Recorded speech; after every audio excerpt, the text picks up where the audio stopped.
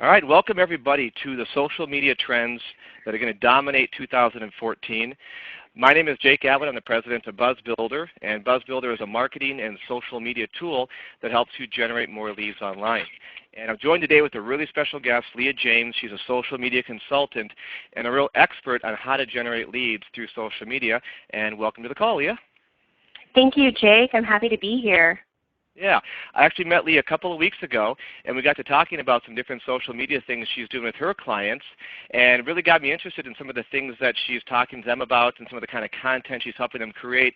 And I thought, wow, what a great asset she'd be to have on this call today. So I'm really excited to bring her here and have her share some ideas with all of you. So we'll go ahead and jump in. Now, it's going to be a fast-paced session, so we're going to try to field questions as we can, but Leah's made a very gracious offer that if you do have questions that don't get answered in the session, at the end we'll show you how to get in touch with her, and she'll be happy to answer those questions that you've got. And then beyond that, as a bonus, a lot of you are going to be really excited about the ideas you're going to hear, and she's also offered a bonus of giving some of you a free social media consulting session to help you put your strategy together for 2014. And as another bonus, we are launching a brand new social media tool that we're really excited about, and we'll show you guys a sneak preview of that and how you can get a free trial. So let's go ahead and jump on in and talk about what social media predictions we have for 2014 that are going to be important to take a look at. And one of the first ones we talked about, Leah, was the fact that there's going to be a lot greater emphasis this year, most likely, on using ads and sponsorships inside of the social media posts in order to get noticed. So could you talk for a minute perhaps about that whole concept? Absolutely. So the emphasis right now is really on content marketing. So what you're going to see are a lot more larger companies investing in social advertisements in order for them to get their content to be seen or more often seen and be the head of the game in their industry. What this means is that things like Facebook and other outlets are almost forcing businesses to invest a little bit more in social media advertisement because Facebook is continually changing their algorithm to force us into advertisement investment. But when small businesses are competing against large businesses in this realm, they don't need to worry too much about it because there are other solutions for the smaller budget in advertisements, but it is something to focus on and to maybe refocus their advertisement budget a little bit. But we will touch on some other solutions a little bit later on how to get around those big budget investments and ads and sponsorship. And I think, if you're a really big Fortune 500, you're saying, oh, no big deal, we can throw millions of dollars at advertising. But for the rest of us, how do we get noticed when there's so much congestion now on all these social media sites, and there's so many more blogs and content than there was just a year ago? And so how do we cut through the clutter and stand out above the crowd without having to spend tons of moolah on that? So love to hear your ideas on that coming up. Another prediction I heard you talking about is blogging's here to stay. The question I think a few years ago is, does a blog make any sense? But blogging is still going to be, along with content marketing, like you said, the number one way to generate leads. I guess, what are some of the most successful blog strategies, and if you talk a bit about that? Well, there has been a rumor going around that blogging was going to die out and that you were going to see a decline in blogging and the usefulness of it, but it really is going to be number one right now in 2014 because what you're going to see is people using this as a strategy to become the industry leader or the subject matter expert. It allows you to showcase what your companies can offer your customers. So it's going to be important to really pull out those how-tos and give people step-by-step instructions of how they can benefit from your company, not necessarily from your company, but from your line of industry. If you're in tech, maybe how to on web development, or break it down into pieces like that. But really think about how you can showcase your skills and your employee skills through blogging. But in addition to that, you're going to see a lot more streamlined writing interfaces like the blogging platform Medium. This is something to be on the lookout for. It's a place where it's not necessarily a blog that's posted on your website. It's a blog where you're contributing to, almost as if you were contributing to an article or a newsletter or a magazine this is going to be a place where there's a lot of energy and a lot going on with other blogs and other people in your industry. So be on the lookout for that. I foresee that really being a top strategy for blogging. You know, one thing I looked at is I'm guilty of this. Is I have this intention of blogging a couple of times a week. Like you know, back in the days, I'm going to save $100 a month, and for the first few months we're right on track, and then we kind of die down, and before you know it, we're not saving anything. Mm-hmm. And I think blogging is a tough thing to get into the habit of and do consistently. So I know later on you can talk about some different content strategies for how to crank out a good flow of blogs and have a good strategy around that. So excited to hear about that. Let's say the ambassadors and influencers. There's people that are those real champions of yours that are retweeting your stuff and Facebooking it and sharing all your content, and they're the ones that are really going to have the power in 2014. So can you talk a bit about ways we can leverage some of those influencers perhaps? This is going to be so important this year because there's been a rise in private networks, ones where only certain people are permitted to or you pay to be a part of, instead of those public sites like Twitter and more LinkedIn-focused groups. You're going to see very, very privatized groups. So it's going to be so much more important for your company to have those ambassadors that are there championing for your company and talking about your company. So it's going to be important to harvest those relationships early on and make them feel as though they're a VIP or really part of your brand, where you're giving them information first or you're passing information along through them. One of those champions and ambassadors focused groups can be employees, and I can talk about that a little bit more later in the webinar, but you do really want to be thinking about how to target these individuals that will be speaking to those private groups and engaging in those private groups, because most likely companies will not be in them. It'll be individuals. Now, that's really interesting, the whole idea of sharing information with them first. It just gave me an idea that we're in the software business. Why wouldn't we want to approach our big influencers and give them a chance to have a sneak preview of the software and even offer their feedback before anybody else in the world has seen it? So absolutely. Absolutely. It'll give you a great way for them to be able to go back and talk about it for you. So talk about image and video and the impact that's going to have on marketing and social media. Well, YouTube has increasingly grown over the years, but YouTube is a huge place for companies to use for SEO, for increasing their ability to show up in Google searches. But not only that, video is huge in other ways too. It doesn't have to be a long video that you've paid a lot of money to produce. It can be short videos that you take with your phone or a quick camera where it's just an update, morning update. But also sites like Pinterest and Instagram and Snapchat are growing in large rates. Pinterest right now has 70 million active users and has one of the largest click-through rates for any platform.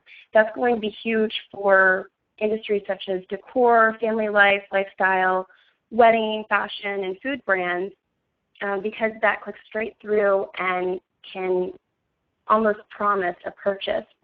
Then you have sites like Instagram and Snapchat, where Instagram has 150 million active users and is another great resource for retail and B2C clients, but also the service industry has been getting a lot more leads out of using service like that because they're showing insight into the behind the scenes almost. And then the newest platform on the scene is Snapchat, where it used to be just a consumer-based tool. It's now becoming a marketing tool for many businesses with over 360 million photos shared. This is huge. This is a huge way to interact with them one-on-one. So just something to be thinking about, and the power of image and video and how you can really convey your message more effectively than you can through text. Well, I think the thing is, it's all about getting information shared, and if the information is in a video format or image, it's just a lot more interesting and engaging than just a big string of text. And so, we'll talk more about that too. The analytics, that's something that's close to my heart because our new tool is all about giving you that predictive analytics to guide the future of the relationship and find new relationships online. Do you see any trends in terms of the kind of analytics that your customers, your clients are trying to pull out of their social media data? people really want to understand the sentiment. They want to understand what their customers are gaining from the engagement, and if this is really going to lead to a final sale, and if it's going to increase revenue.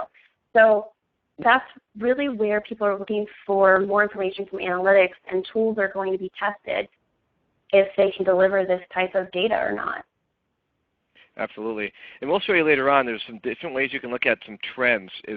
Are certain topics that you're trying to attach yourself to trending upward or downward? Because if they're going downward, don't link yourself to a sinking ship. You want to find the topics that are becoming hot over the next few weeks, few months, so that you can own those terms, especially for search engine optimization.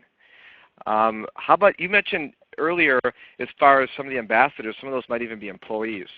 So I guess, what about this stat where there's going to be a lot more employee involvement in sharing the content, or even maybe creating some of the content? It's really important for businesses to empower their employees. They're your first line of contact with any outside source, with your customers, the general public, and you really want them to be your number one champion. You want them to be the ones that are talking about your business in a positive light and explaining it in the most thorough way so that your customers really get a feel for what your brand's about. They need to be your first focus on ambassadors, and you need to empower them. So you're going to see a lot more companies investing in training for employees and helping them understand how their profiles represent the brand as a whole. It used to be where companies were afraid to do that because they were afraid that the employee may say something wrong, or they may even take the business for themselves. But if you really train them and empower them, you'll be amazed at how much more business they'll bring in for your company and what it will do for you in customer relations. Yeah, I mean, I think most employees now have a LinkedIn account. A lot of them have a Twitter account. Almost all of them have a Facebook account, whether or not they use it for business. But it's another outlet, right? I kind of think of it like every employee can be a distribution channel for your content getting out there in the world and then being shared. So you said something interesting in our last conversations about Google+, and I'll admit I'm not really doing much on Google+ right now. I'm kind of a Facebook guy, rather a LinkedIn guy, Twitter a little bit, Facebook a little bit. What's the deal with Google+? I hear that a lot about people say, I'm not a Google+ person, and I'm not on Google+, and I think you're going to hear a lot different as the year goes on. Google+ is gaining about 925,000 new users every day, which right now it brings them to about 400 million active users. So the conversation on there is a little bit different, though. It is very company-based, so it's going to be very beneficial for B2B businesses to be there. It's not only just that it's going to be good for those conversations, because those conversations are evolving. It's great for SEO and Google searches, especially local businesses. They have the Google Local and Google Authorship and different tools to incorporate your Google+ account into how people search for your company or for the services that you provide. But the other thing is, when you hear people say, no one's on Google+, no one's there, what's really happening is no one's there in a personal way. But if you get on there and you search for your industry and do a little bit of digging around, you're going to find some of the top people in your industry on there sharing great advice and pushing themselves above anyone else in the industry. So it's important to start getting on there now if you're not already there, and developing that profile in order to be there ahead of the curve before everybody else hops on there. All right, so I'll take a closer look. I love it. You convinced me. And I think, the idea is be first, be early to win. So, spammy content will be killed. I think we're all going, hallelujah. So, why do you think that is? I think that the networks have gotten smarter and smarter with how to eliminate more spammy content and how to cut down on those sales pitches. It makes the advertiser and the marketer's job a little bit more difficult, but in reality, you're going to have a more quality network if you really take this into consideration. Places like Facebook and LinkedIn are really cracking down on how that content's circulating. Facebook, with their continued change algorithm and cutting out of the text-only posts and making it so you have to have media-rich posts, says that we want you to share content and add value to your customers' network. And you and I were talking earlier about how LinkedIn groups are really changing the moderation system and how much solicitation can go on in each group. So I think that the platforms are really cracking down from the top down and showing what they expect out of their users, and they're holding businesses accountable. Mm-hmm. Well, I think that means for those companies that weren't big-time bloggers last year and weren't putting out lots of good content in terms of like free guides and ebooks, they're going to have a really tough time getting heard anymore because no one's listening to them saying, hey, look at us, let's promote ourselves. So I know, for example, on LinkedIn, the discussion groups now, they're pretty much just totally axed anybody trying to do anything promotional in a discussion group, and they just move them right over to the promotions tab that nobody ever really looks at. So it'll be interesting to see what happens. Here's one of my favorites, being that I'm kind of a big data geek, and that is how SEO is going to become a big part of social media. And I'll share a couple examples with everybody down the road on what we've done to kind of build in search engine optimization right into some of the different keywords inside our social media content. But I guess, can you talk any more about this from your perspective? Yeah, Google actually amazingly is holding social activity much higher in their rankings on how people are finding different companies in their searches. And I was actually personally surprised, even though I'm in the social media world, how highly it's ranked. It's going to be so important for you to have that consistent conversation now more than ever, because if you're inactive, Google kind of lets you disappear. And so it's very important that now's the time that you're focusing on how to be consistent, how to get that message out there on all the platforms that are most important for your audience, and really think about the words you're using and the hashtags that you're engaging with and how that will reflect in the way that people search for you in the future. All right. And then A/B split testing. Right now I know there's not really a lot of tools that would do A/B split testing for social media, but how would we do that inside social media right now? Well, there are a lot of stats out there at the moment of how people engage with different posts. Like, for instance, you're going to see 200% more engagement from posts with images, 86% more engagement from tweets with links, and then 22% increase in responses to posts that are formed in questions. So right now, typically I recommend that companies test a little bit in how they form their content. Even the amount of characters that are in each post. I know on Facebook you can post up to like 4,000 characters, but if you keep it down to around 160, I believe it is, it's between 160 and 200 characters, you're going to see it a lot more optimized. And Twitter, obviously, you know that you have only 140 characters, but if you keep it down around 110, you have more retweets because then someone can leave a comment in front. So you want to start thinking about these and kind of testing what the stats are saying in regards to what you can post. So Heidi in the call is asking what those numbers are again. You were saying about keep it to about 160 characters for a post on Facebook. Was that it? Yes. The shorter the better. If you keep really precise posts and very direct, you're going to get a lot more response and engagement from that. People just don't want to read. Yeah, we even tested you said with images. We've just tested recently where we have two existing posts that are the exact same, but we put in different images for each one, and it blows me away that one will have a huge response rate and the other gets blown away. And I can share an example with an ebook we created. We changed the cover of the ebook, and overnight it changed the success of that ebook as we shared it on social media. That's incredible. So, yeah, good food for thought. All right, so how do we make sense of all this stuff? Now, we could take a whole day and spend it on social media strategy, but can you give us some quick bullet points maybe on things to think about as you try to pull all this information together? Absolutely. I'd say you really need to think about, just as if you're building a business plan, you really want to think about your goals and demographics and allow that to guide you through the rest of the strategy development. The reason why your goals are important is because you need to know what your purpose is for being on social media. Is it for raising awareness about your company or releasing a new product? Or do you just need to improve the morale around your brand?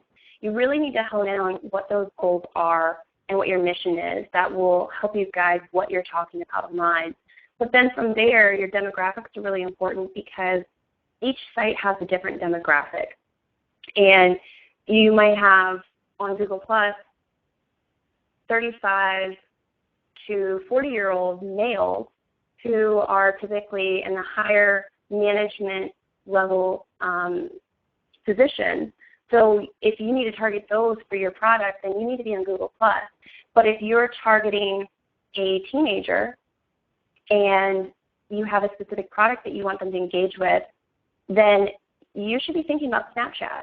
Or if you're targeting another business and you're doing B2B, Google+ and LinkedIn are going to be really important for you, as is Twitter. So it needs to be a conscious thought of who am I targeting, what are they interested in, what are their values, and how are they already engaging.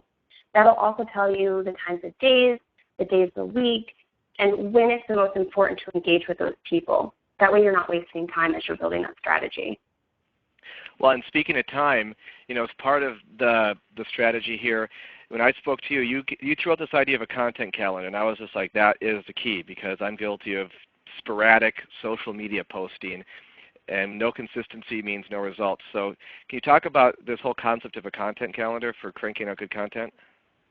Content calendar is really a traditional way of managing public relations and marketing, and really planning out the year for any company of how they're going to release information. But you're adopting it for social media, which is a little bit more challenging because it's a place where people want now. They want what's happening right at that moment. It's very time sensitive.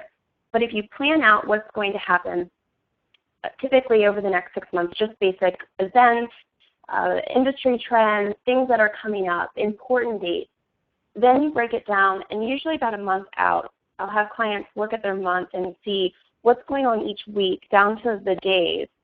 And then we'll have a theme. We'll have a theme for each day and know the types of content will pop in there. But then on a 2-week basis, you go in and you fill in your content.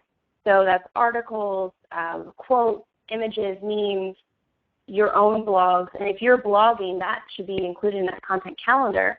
And the consistency of that blogging is actually going to be pulled into how you're using the other social channels. Are you feeding it through there, or is that going to take up some of the video space? It allows you to really plan that out, and then that allows you actually to act more consistently in the moment, because if something comes up in the business out of the blue and you need that to go out, you have that capability because you're not already managing 5 other outgoing posts on all of your outlets. Well, and I think it's thinking a week ahead, a month ahead even, and looking at the different topics you can talk about and mapping them all out.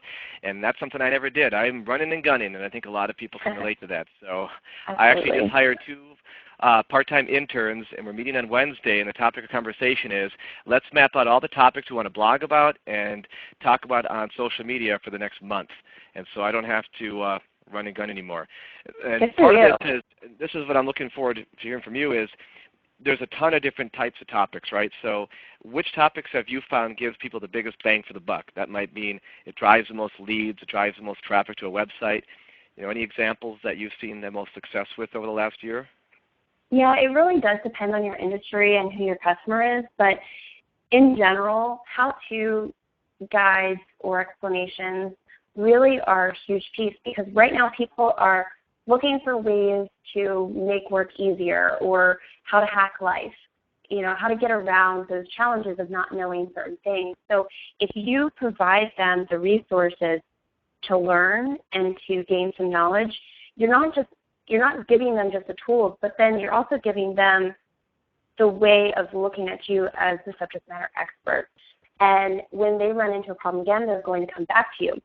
Now, when I say this, don't be afraid of giving out too much information. That's a lot of what I hear sometimes with how-to guys. What if I give away all my secrets and no one wants to come work with me? But in actuality, it's going to create a need to work with you, because they'll be able to implement certain things that you tell them how to do, but they won't have what you've built, and they won't have your skills. So if you give them the nuggets that they need, then they'll come to you for the rest. So that's really where I see a lot of engaging content, a lot of reshares, a lot of likes and engagement there. The other thing really are lists and keeping up with, the top 10 trends, or the top 10 marketing scares or crisis opportunities. And I say opportunities because they can be. But if you think about those lists that could make people think about how they need you without telling them that they need you, those are where you get the shares and the really big engagement. Absolutely. And, I can't stress enough, don't be afraid to give away your secret sauce. And I'm in the business where I work with a lot of consultants and trainers, and they're worried about giving away the good stuff because then people won't need them. It doesn't work that way. The more good stuff you give them, the more they think you really know your stuff, and the more they're going to want to talk to you. So, give away the gold. And then my thought is always add some entertainment value to it. Give it that sizzle. And I can give people an example here just from what I've learned over the last couple of years of making a lot of social media mistakes. So we came out with this e-guide that was a bunch of different stats for salespeople, right? And the initial title was 20 Current Sales Statistics. That's kind of boring. And we tried a couple of variations. And then I said, you know what, let's just be a little bit zany here. Let's have some fun. And we came up with this topic of 20 shocking sales stats. And I said, all right, designers, create some kind of like 50s theme, maybe a horror movie poster look where the woman's shocked. And I just love what they came up with. This has had more shares and more downloads and generated more leads from our website than the last 5 guides combined. And it's really prompted me to change up all the guides. So we put this out there initially, and it was like a big bomb. What's funny is the content inside didn't change at all. All that changed was the cover. And then I was sharing this idea with some friends of mine, and I also visited with a colleague at a client site, and I was talking about how we put this guide out, and we published this on SlideShare and a bunch of other spots. And he goes, yeah, did you optimize it for SEO? So, well, what do you mean? And so this idea came from him, and it's, why did I not see this, right? So what he does, and this is what I've followed suit on, is, for example, we go into SlideShare, and you can turn any of the specific words or phrases into a link, a clickable link. And then that link could come back to one of your web pages, for example. That's also followed by Google. You get where I'm going with this now. And now you've got inbound links coming to your website on top of this social sharing stuff you've got going on. So this is another direction I've taken. So again, optimize your social media. Leah, do you have any suggestions for different keyword tools or different strategies for optimizing with search engine optimization? I know it's a little off topic, but any thoughts? Oh, that's okay. There are tools for each site on how to find keywords. Like, for instance, on Instagram, it's really important to have those hashtags. There's apps that you can use. Right now I'm using Hashtaggram and Instagram, or Instatag, and those actually do feed into SEO as well because Facebook is trying to Facebook owns Instagram, and they're trying to pull that into a web-based version so that it can be pulled more into SEO and optimizing how people find you. But then also with Twitter, there are a ton of web applications that you can use for keywords and really honing in on what words you need to be using in order to boost your SEO a little bit. Really, what I do the most are Google keywords, and And I've heard of WordTracker lately too. That's got some good keyword tools, and that really leads into how do we monitor and manage whether these keywords are successful and whether our posts are successful and what people are talking about related to them, and if there's other topics related to that topic we should talk about. So I know you've got a couple tools that you've gotten used to as far as managing some of your different social media campaigns. You mind sharing those? Yeah, I use Sprout Social for my monitoring, and the reason I use them is because right now there are a lot of tools out there, and I've tried a lot of different ones, and I just haven't found anything that allowed me to do most of what I needed in one place. And they still don't offer everything that I need, but for right now, I'm able to search based off of the Twitter feed for my clients and keywords for them, and then I'm able to post from that platform as well. Excellent. And I'll share one other tool that we just came out with. It's a brand new tool, And it's a company we partner with over in Europe that's got a really cutting-edge tool for monitoring every conversation across every blog, every tweet, every Facebook post, and it's really amazing. And then I'm also going to talk to you guys in a second about how you can get your hands on some consulting from Leah. And if you have any questions, how to get in touch with her. Real quick though, we've had a couple people recommend, can we take a close look at that tool? So I'm going to do a quick 1-minute overview. Again, you'll know my style. I never like to turn any of these into a sales pitch. So I'm going to give you guys a quick snapshot, and then we'll open it up for questions and show you how to get in touch with Leah if you're interested in getting some free consulting. All right, so what we've done is we've organized this into a way to give you some really robust information in a really easy format. And there's a couple ways I love using this. The first is we've told the system what keywords we want to look for across all these different social media channels. And the keywords could be monitoring our brand, monitoring our clients, monitoring competitors, monitoring our products. And so one of our products, for example, is lead generation software. And we've got that as a search term, and it doesn't just monitor what people are saying about that are following us. It monitors what people are saying about that anywhere. And then I can see what's trending and what's showing and who's showing interest in that. So if I go down here, I can see examples of specific people talking about this topic, and also get a feel for in what context are they talking about it. And then what we did is we found, like we said earlier, hopefully the spam inside of social media is coming to an end, but until then, we built the first ever junk filter for social media to get rid of all the clutter. We also built the first ever social media opportunity filter. So I'd much rather look at particular conversations in social media where people are talking about my products or asking questions about my industry. For example, what if they ask, does anybody know a good social media tool? Does anybody know a good lead generation service? Then I want to be the first to jump into that conversation. And then what we've done as far as SEO, which is really interesting, is we've been able to trend against some of these different search terms. We found, for example, knowing that marketers are becoming more focused than ever on lead generation, no figure that the term lead generation software was really trending upwards, which told us before every company out there goes after it as a keyword on Google, we want to be the first. We want to be on the forefront of that trend. So we've been working hard now optimizing our website and all of our content around owning the term lead generation and lead generation software. And then on the side here, we can also see who our big champions are and our ambassadors are, and that's prompted us to jump into conversations and give them some special treatment and kind of show them the love here. So if you guys wanted to check out the tool in more depth, you want to play with it, all you have to do is contact us. Or if you also wanted to, there's a little hidden area of the site we just put up for the next 24 hours, and if you go to buzzbuilderpro.com, at the very bottom there's a link that says free trial, and you can fill out that free trial, and then we'll send you the information you need to get started. Otherwise, here's how to contact either Leah or myself, and you can do so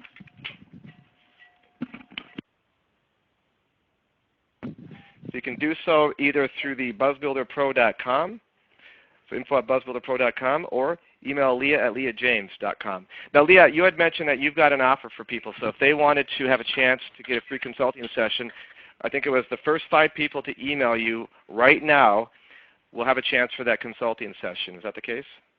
Absolutely. The first 5 people that email me will receive a free 30-minute consulting session. Perfect. All right. So I'm going to stop the session here to give you guys a chance to email Leah right now. We're going to follow up with another email with instructions on how to get your hands on the recording and how to contact either one of us for any questions that we didn't get a chance to field in the session today. So thanks everybody for joining us. We'll have future sessions we'll make sure to tell you about, and I look forward to seeing you in one of those. All right, take care.